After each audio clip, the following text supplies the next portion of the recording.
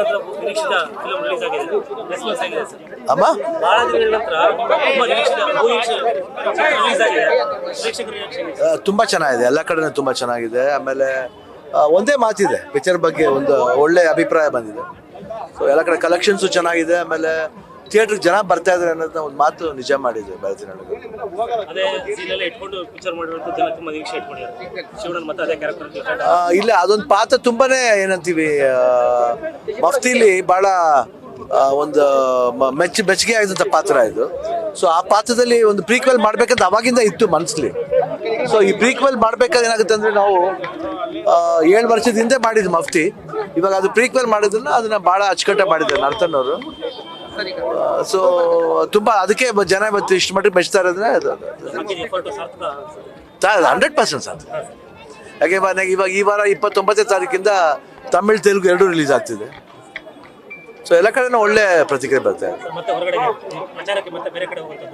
ಇವಾಗ ನೆಕ್ಸ್ಟ್ ಸಿರ್ಸಿಗೆ ಹೋಗ್ತೀವಿ ಸಾಯಂಕಾಲ, ನಾಳೆ ಹುಬ್ಳಿ, ತಿರ್ಗಾ ನಾಳಿದ್ದು ರಾಣಿಬೆನ್ನೂರು, ತುಮಕೂರು, ವಾಪಸ್ ಬ್ಯಾಂಗ್ಳೂರ್ಗೆ ಹೋಗ್ತೀವಿ.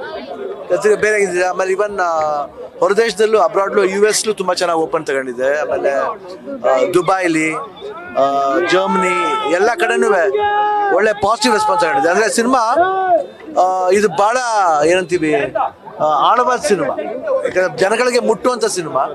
ಯಾಕೆ ಇದರಲ್ಲಿ ಭಾಳಷ್ಟು ಒಂದು ಸೂಕ್ಷ್ಮ ಪಾಯಿಂಟ್ಸ್ಗಳಿದೆ. ಬರೀ ಕಮರ್ಷಿಯಲ್ಗೋಸ್ಕರ ಮಾಡಿದ್ದಲ್ಲ, ಇದರಲ್ಲಿ ಭಾಳ ಒಂದು ಏನಂತೀವಿ, ಭಾಳ ಸೂಕ್ಷ್ಮ ಪಾಯಿಂಟ್ಸ್ನ ತುಂಬ ಚೆನ್ನಾಗಿ ಮೆಚ್ಕೊಂಡಿದ್ದಾರೆ. ಅವ್ರ ಸ್ಕ್ರೀನ್ ಪ್ಲೇ ಇರ್ಬೋದು, ಸಿನಿಮಾ ನಾವೇನು ಎಂಟರ್ಟೈನ್ಮೆಂಟ್ ಅಂತ ಮಾಡ್ತೀವೋ, ಎಂಟರ್ಟೈನ್ಮೆಂಟ್ ಜೊತೆಲಿ ಆ ಒಂದು ಸರ್ಟನ್ ಪಾಯಿಂಟ್ಸ್ ಇದೆ, ತುಂಬ ಚೆನ್ನಾಗಿ ಮಾಡಿದ್ದಾರೆ. ಅದು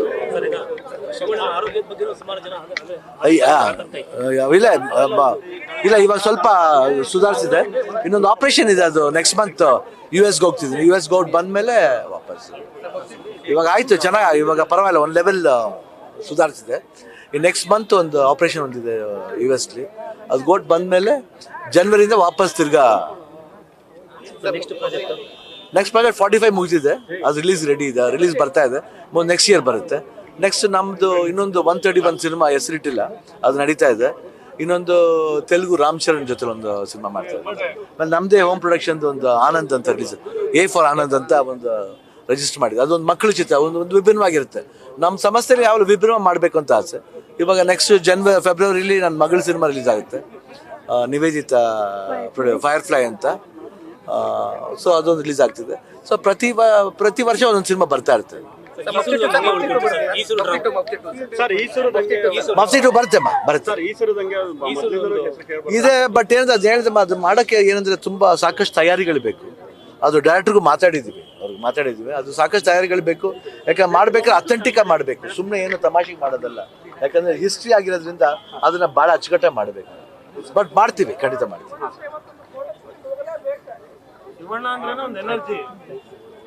ಆಯ್ತು, ಥ್ಯಾಂಕ್ ಯು.